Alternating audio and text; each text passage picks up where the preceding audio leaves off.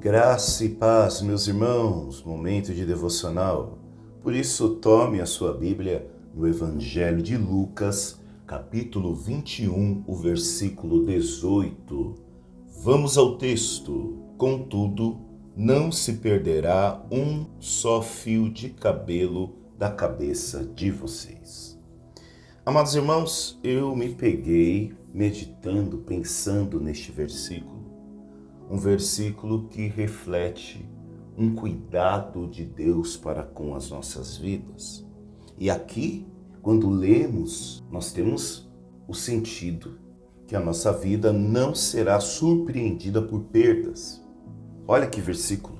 Contudo, não se perderá um só fio de cabelo da cabeça de vocês.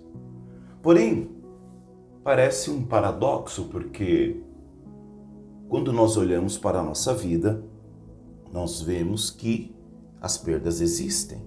Ficamos doentes, perdemos sim cabelo, perdemos saúde, perdemos energia, passamos por dificuldade, ficamos doentes. E agora, pastor, como harmonizar esse versículo com a realidade, com aquilo que verdadeiramente sentimos, com aquilo que presenciamos no dia a dia? Jesus está falando sobre tempos difíceis. Por isso ele fala de perseguições, ele fala de traições, ele fala de instabilidade social, instabilidade religiosa.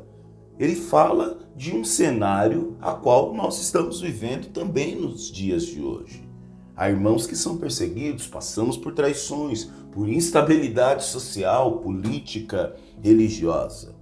É muito importante notar que ele não promete ausência de dor. Porém, ele afirma algo ainda mais profundo, que diante dessas instabilidades, diante da dor, nada escapa ao cuidado soberano de Deus. Deus tem cuidado de nós, mesmo em meio às dificuldades, mesmo em meio aos cenários de perca. Mesmo quando tudo parece fora do controle, aliás, fora do nosso controle, fora da nossa expectativa, a vida do discípulo permanece guardada nas mãos do Pai. Por isso, que você possa já louvar a Deus, porque nós amanhecemos, acordamos dentro de um dia, dentro de um propósito guardado pelas mãos do Senhor. Tudo bem, pastor, e o fio de cabelo? Porque ele é literal ao dizer aqui, contudo, não se perderá um só fio de cabelo da cabeça de vocês. Mas está escrito, sim, calma, eu vou explicar. O fio de cabelo não é literal. Ele é apenas uma forma hebraica de dizer nem o menor detalhe da sua existência está fora do alcance de Deus. Então, como eu posso aplicar isso nos meus dias? Vivemos em um tempo marcado por inseguranças, e em todas as áreas, como acabei de dizer, emocional, medo do futuro, crises financeiras, vivemos desgastes espirituais, relações cada vez mais líquidas, mais frágeis. Então Lucas, capítulo 21, versículo 18, nos lembra que a fidelidade de Deus não é medida pelas circunstâncias, mas pela sua presença constante. Então, eu não sou mais amado, mais abençoado, porque tudo está indo bem. Mas eu sou amado quando eu vejo que no meio da dificuldade, ele caminha comigo, como o Salmo 23. Ainda que eu ande pelo vale da sombra da morte, uma possibilidade, a certeza logo vem, tu estarás comigo. E muitas vezes nós confundimos presença de Deus com uma vida estável, uma vida material estável, uma vida longe de dificuldades, uma vida longe de problemas. E isso é fantasioso. Basta olharmos para os discípulos. Pedro dormia em uma prisão acorrentado, sendo que no dia seguinte ele seria morto. Nós vemos Paulo e Silas, que acabaram de apanhar na cidade de Filipos, louvando a Deus, presos, encarcerados. Então, a fidelidade de Deus não é medida pelas circunstâncias, mas pela sua presença constante. A mesma presença que foi até Pedro quando ele estava encarcerado. A mesma presença que levou Paulo e Silas, mesmo preso, glorificarem a Deus. A mesma presença que esteve com Sadraque, Mesaque e Abednego naquela fornalha. A mesma presença que fechou as bocas dos leões quando Daniel estava dentro daquela cova. A presença restauradora. A presença que não nos blinda de passar dificuldades, mas nos livra de todas elas. Mesmo quando enfrentamos perdas, rejeições, injustiça, nada acontece sem que Deus saiba, permita e redima. Tem coisas que acontecem, irmãos, que Deus não queria que fosse desta forma, mas elas acontecem. A promessa não é que nada nos toque, mas que nada nos destrua fora do propósito de Deus. Então, isso é muito importante.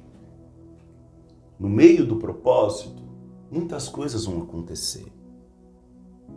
Muitas coisas vão acontecer. Salmo 121, do 7 ao 8. O Senhor o guardará de todo mal. Guardará a sua alma. O Senhor guardará a sua saída e a sua entrada, desde agora e para sempre. Mateus 10, 29 a 31. Até os cabelos da cabeça de vocês são todos contados. Portanto, não tenham medo. Mais uma vez, uma expressão aqui vinda do hebraico para mostrar o detalhe, para mostrar o quão Deus cuida de nós, o quão Ele nos contempla, o quão Ele está nos acompanhando de perto. E o convite é que nós não tenhamos medo. Isaías 43, versículo 2, quando passares pelas águas, eu estarei contigo. Não há o que temer, eu vou contigo. Moisés, eu vou com você. Josué, eu vou com você. Davi, eu estou com você. Romanos capítulo 8, do 35, 37 e 39. Em todas essas coisas somos mais que vencedores, por meio daquele que nos amou. Nós somos vencedores não nas coisas, mas nós somos vencedores por meio de alguém, que em meio às circunstâncias, que em meio às dificuldades, nos levam a ser vencedores. Então não é o que, é pelo que, através de quem? Cristo Jesus. Eu termino com Provérbios capítulo 16, versículo 9. O coração do homem planeja o seu caminho, mas o Senhor dirige os seus passos. Se Deus cuida até do que é invisível aos nossos olhos, quanto mais do que pesa no nosso coração. Vamos orar? Pai amado, graças te damos por mais um dia. Louvamos e agradecemos a Deus pelo teu amor e pela tua bondade. Obrigado, Senhor, porque a tua bondade nos persegue. Nós somos cercados de carinho, nós somos cercados de cuidado. E mesmo quando estivermos diante da dificuldade ou em meio às dificuldades, o Senhor está conosco. Obrigado a Deus, porque tu és um Deus presente. Tu és um Deus que nos livra a todo momento, é um Deus que nos dá livramento, é um Deus que nos cura, é um Deus que nos liberta, é um Deus que tem refrigério para a nossa alma. É o que oramos, é o que agradecemos, no nome de Jesus. Amém. Forte abraço, meu irmão e minha irmã. Deus abençoe e até amanhã. Tchau, tchau. Fique com Deus.